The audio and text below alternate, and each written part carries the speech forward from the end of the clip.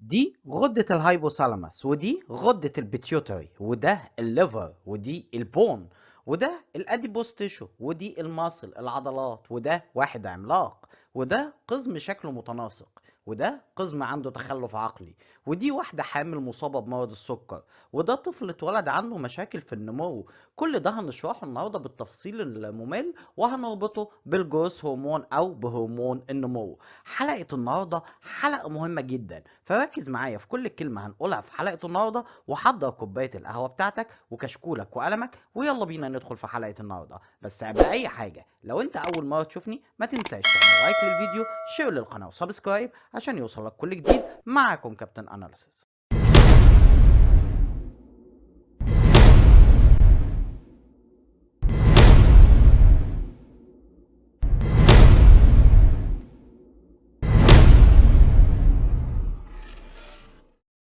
الجروث هرمون أو هرمون النمو، اختصاره GH.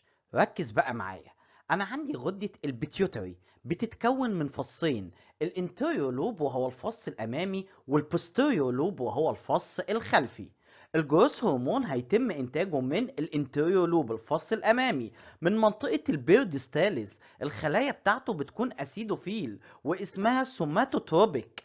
السوماتوتروبيك هتنتج لينا الجروث هرمون، وعشان كده جروث هرمون ليه اسم تاني وهو السوماتوتروبين، جاي من السوماتوتروبيك، واكتب عليه اول اسم للجروث هرمون.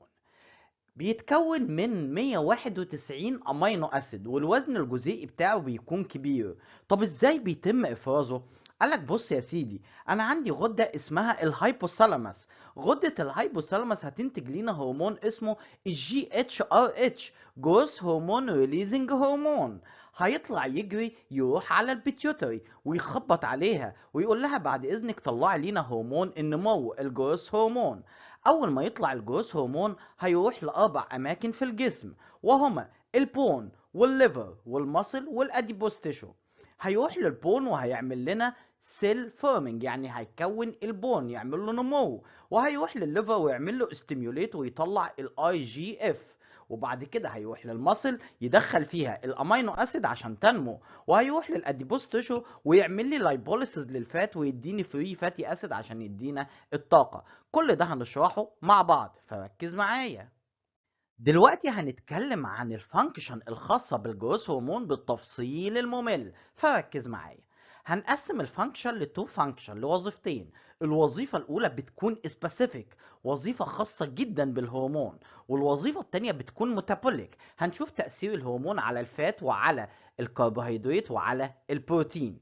تعال ناخد أول وظيفة عندنا وهي السبيسيفيك، الوظيفة الأساسية والخاصة بالهرمون. بس ركز معايا، لما تسمع كلمة جروث، كلمة بناء، لازم يجي في بالك معلومة مهمة جدا، ان البناء بيكون في اكتر من مكان في جسم الانسان، زي البون والتيشو والمنتال اللي هو الذكاء والسيكشوال الجنس. طب ركز معايا اكتر، في مصطلحين مهمين جدا لازم تكون عارف الفرق بينهم، مصطلح انابوليك ومصطلح كاتابوليك. انابوليك معناها البناء داخل جسم الانسان، وكاتابوليك معناه الهدم داخل جسم الانسان. طب احنا عشان نبني حاجة محتاجين ايه؟ قالك محتاج بروتين. طب البروتين بيتكون من ايه؟ قالك من امينو اسيد. يبقى انا محتاج المادة الاساسية للبناء وهي الامينو اسيد. الجروث هرمون هيدخل الامينو اسيد دي في البون وفي التشو عشان يعمل ليها يعمل ليها نمو. طب ركز، كل ما زاد الامينو اسيد في الدم هيدخل في المصل بواسطة الجروث هرمون، وبالتالي العضلة بتاعتنا تكبر. كمان لازم تعرف معلومة مهمة جدا، ان الجروث هرمون مش بيشتغل لوحده، في هرمونات بتكون انابوليك هرمون بتساعده زي الانسولين. بس ركز معايا في المعلومة دي، الانسولين امتى بيتم افرازه؟ قالك كل ما زاد نسبة الجلوكوز في الدم يطلع عندي الانسولين. واكتب عليها معلومة مهمة جدا هنرجع لها كمان شوية. يلا خد نفسك وتعالى نكمل مع بعض. دلوقتي بقى هكلمك عن علاقة الجروث هرمون بنمو العظام، البون جرو، فركز معايا. العظم عشان يطول لازم يحصل فيه حاجتين مهمين جدا، الحاجة الأولى وهي elongation، يعني بزود طوله، والحاجة التانية بزود عرضه، فركز معايا. تعالى نمسك الالونجيشن، ازاي طول العظم بيزيد. في منطقة في العظم اسمها epiphyseal cartilage، المنطقة دي هي اللي هيزيد من عندها الطول. طب ركز معايا اكتر، عشان ازود الطول لازم اضيف كارتلج، ودي معناها غضاريف، عشان يحصل عندي شافت والطول يزيد. طب ركز اكتر، انا دلوقتي عاوز اكون نيو بون، عظم جديد، يبقى لازم نعمل ايه؟ قالك لازم نوصب خلايا جديدة على العظم القديم. اصل الجسم عندنا بيشتغل بطريقة حلوة جدا بتسمى نظام الاحلال والتجديد. طب ركز، انا عندي هكسر العظم القديم وادخل مكانه عظم جديد. الموضوع ده بيتم عن طريق خلايا متخصصة بيكون اسمها بون فورمينج سيل، وبنسموها استوبلاست. كلمة استو معناها عظام. طب ركز معايا اكتر، الجروث هرمون هيعمل استيميوليت للاستوبلاست دي عشان تشتغل ويتكون عندي عظام جديدة. كده العظم الجديد اصبح فوق العظم القديم، فالعظم بشكل عام اصبح سكر، اصبح سميك، وبالتالي انا زودت العرض عندي. الحركة دي اسمها linear growth. ركز بقى معايا، الجروث هرمون هيقولك بالطول بالعرض هنكبر العظام. فركز اكتر، احنا وصينا الكارتلج الجديدة عندنا، ودي بتكون بمثابة الطوب. طب احنا محتاجين ايه؟ قالك محتاجين العظم يكون صلب. طب الصلابة دي هنجيبها منين؟ قالك لازم تضيف اسمنت. طب الاسمنت ده عبارة عن ايه؟ قالك هنعمل برسبتيشن للمينرالز زي الكالسيوم والفوسفورس، وده هيتم عن طريق ان الجروث هرمون هيزود المينرال ابتيك من البلازما، وبكده نعمل حاجة اسمها calcification of cartilage، وبكده اصبح العظام عندنا صلب جدا. يبقى الجروث هرمون عمل عندي حركتين مهمين جدا، الحركة الاولى وهي انابوليك يعني بناء، والحركة التانية وهي mineral retention يعني عمل احتباس للمينرال المعادن.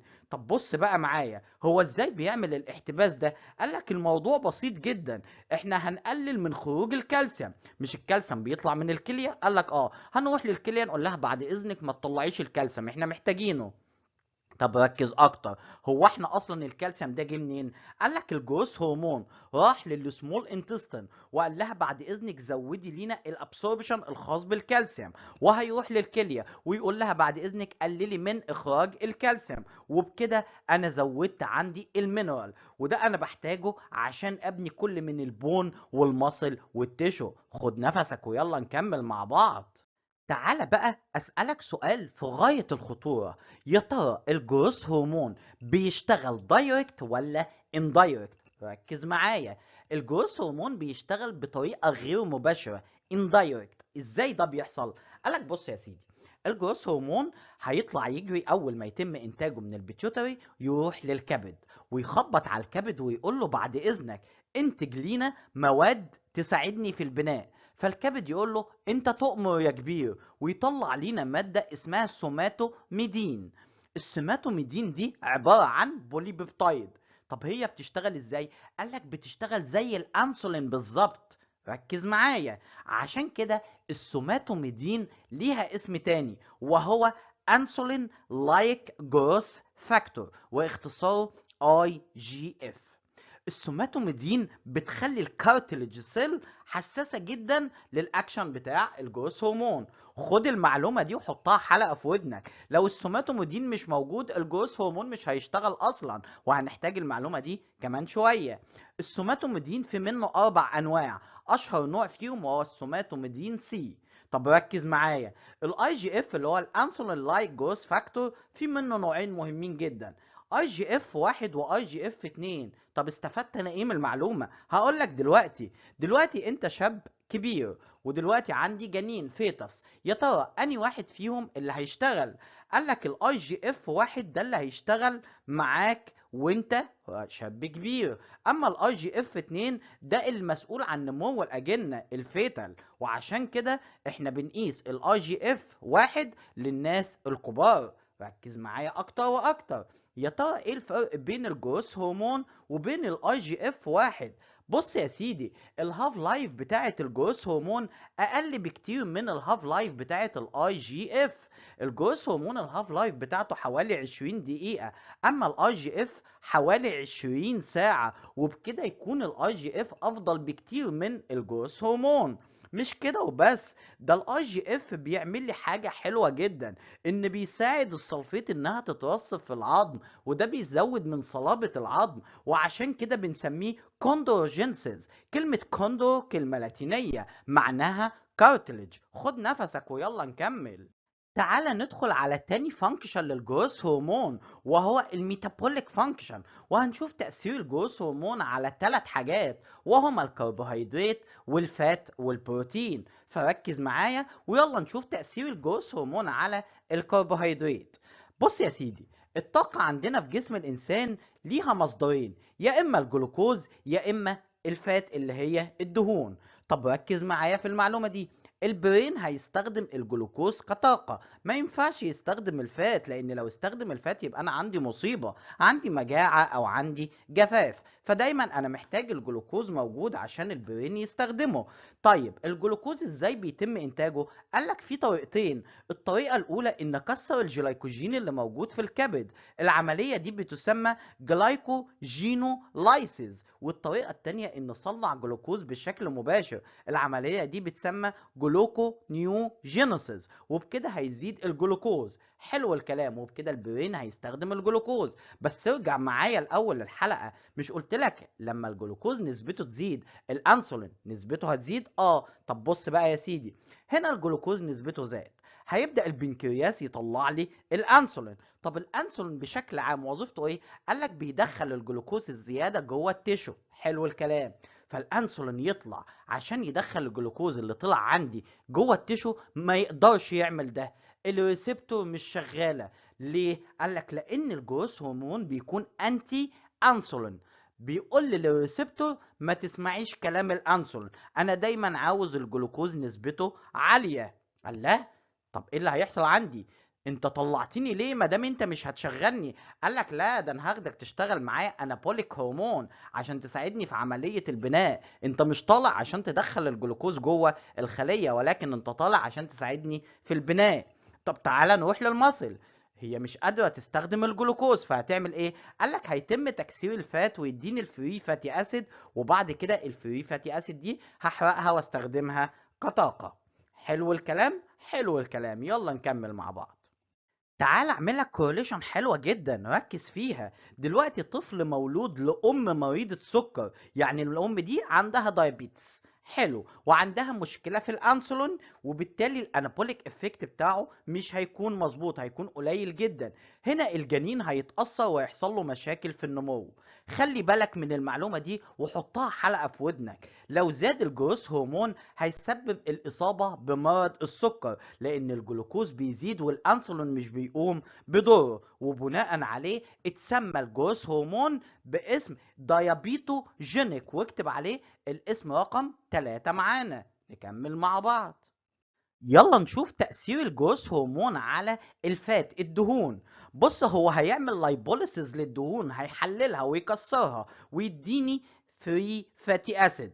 الفري فاتي اسيد هتدينا الطاقة ويتحول عندي لاسيتايل كو ايه او كيتون بوديز، وبالتالي الجروث هرمون اصبح ليه اسم رابع وهو الكيتوجينيك. ركز بقى معايا في المعلومة دي، انا عمال اكسر في دهون اكسر في دهون، نتيجة لان الجروث هرمون نسبته عالية، بالتالي هيطلع عندي فري فاتي اسيد كتير، هتروح تترسب على الليفر الكبد وتديني فاتي ليفر او الكبد الدهني. يا عم خد نفسك ويلا نكمل الحلقة.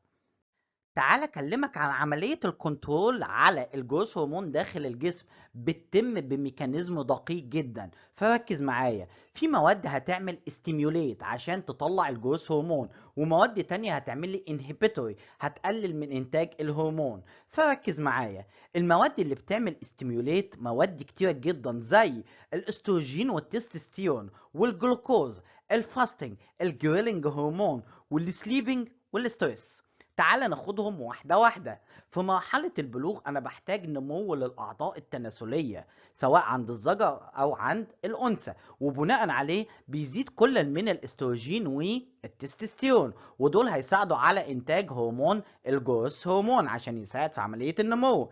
طب وفي حالات الصيام، قالك في حالات الصيام بيقل قيمة الجلوكوز، وبناء عليه هيزيد انتاج الجروث هرمون عشان يزود لي قيمة الجلوكوز، ما احنا شرحنا ده بالتفصيل. طب وفي حالات الجوع بيتم افراز هرمون الجريلين، وده هيساعد عندي على انتاج الجروث هرمون.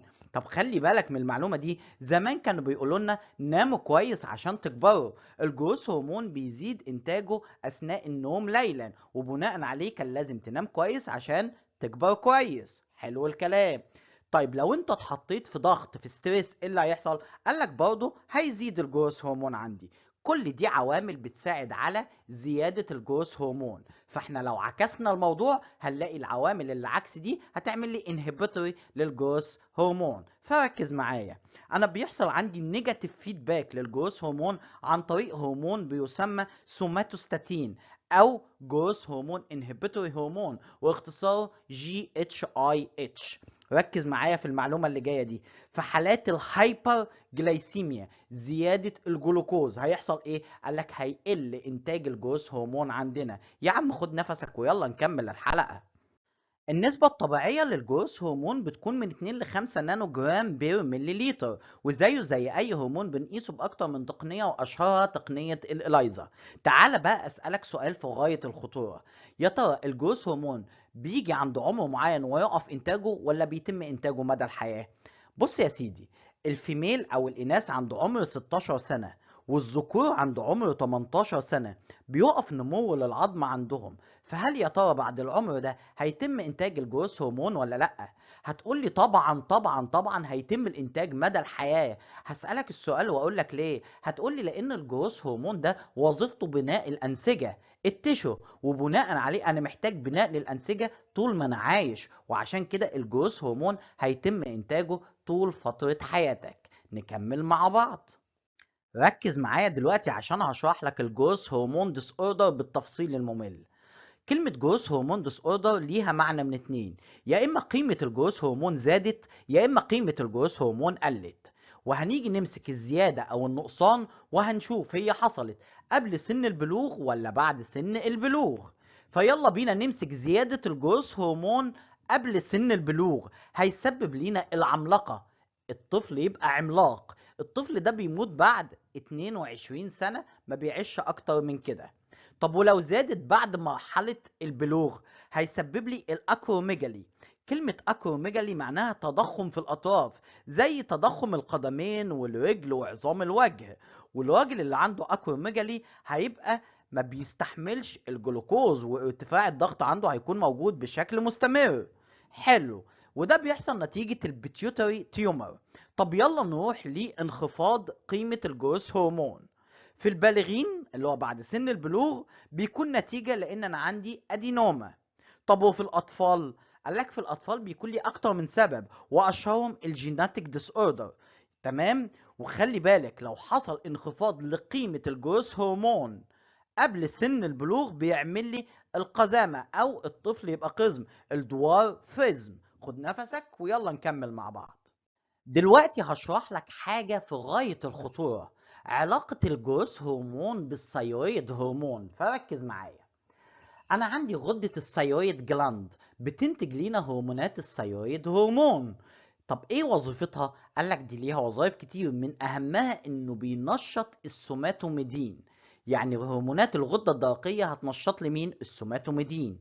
طب لو أنا حصل مشكلة عندي في الثيرويد جلاند، ايه اللي هيحصل؟ مش هيتم انتاج الثيرويد هرمون بشكل صحيح، وبالتالي السوماتوميدين عندنا مش هيتنشط، وبالتالي يحصل عندي تقزم، يحصل عندي دوارفيزم. حلو. بس ركز معايا، القزم ده بيكون انواع. في قزم بيكون شكله متناسق وبيتجوز وبيخلف وما عندوش مشكلة خالص، وفي قزم تاني بيكون شكله غير متناسق وعنده تخلف عقلي. اهو الطفل بقى او القزم اللي شكله غير متناسق وعنده تخلف عقلي ده بيكون نتيجة لديفكت في الثيرويد هرمون. ليه؟ قالك لان الثيرويد هرمون مسؤول عن المنتال، الذكاء، زي ما شرحنا قبل كده. فلو حصل ديفكت في الثيرويد هرمون هيحصل عندي ديفكت في المنتال، في الذكاء. والحالة دي بنسميها كريتينيزم. يعني ايه كلمة كريتينيزم وجات منين؟ ركز معايا. زمان الإغريق كان عندهم قاعدة، يقولك في بشر أذكياء جدا زي أرسطو زي سقراط ما ينفعش يعيشوا مع البشر العاديين، وبناء عليه احنا هننقل البشر الأقل ذكاء منهم نوديهم في جزيرة لوحدهم. الجزيرة دي كان اسمها كريت، ودي موجودة في قبرص. حلو. وبناء عليه احنا خدنا الفكرة دي وسمينا الأطفال اللي عندها تخلف عقلي بالكريتينيزم. حلو الكلام. يبقى الكريتينيزم نتيجة لإيه؟ قال لك نتيجة لديفكت في الثيرويد هرمون، وبناء عليه الجروث هرمون مش هيشتغل. مش بقول لك خد نفسك ويلا نكمل. ما تيجي اقول لك الخلاصة في موضوع القزم دوت. بص يا سيدي، انا دلوقتي لازم تفهم الموضوع بسيكونس كويس. عندي غدة الهايبوثالاموس، وعندي البيتيوتري، وعندي الليفر، وعندي الريسبتور بتاعة الكارتليج سيل. فلو حصل عندي هايبوثالاموس ديس اوردر مش هيتم انتاج الجي اتش ار اتش، وبناء عليه مش هيحصل ستيميوليت للبيتيوتري عشان تطلع الجروث هرمون، فيحصل التقزم عندي. طب ركز اكتر. لو الهايبوثالاموس سليمه والبيتيوتري فيها مشكله، فالبيتيوتري مش هتستجاب للجي اتش ار اتش، وبالتالي مش هيطلع عندي الجروث هرمون، وبناء عليه يحصل التقزم. طب لو عندي ليفر ديزيز مش هيطلع لينا السوماتوميدين بشكل كويس، وبناء عليه هيحصل التقزم. طب لو كل ده كويس بس عندي مشكله في الريسبتور اللي موجوده في الكارتلج سيل، يعني عندي ميوتيشن في الريسبتور دي، ايه اللي هيحصل؟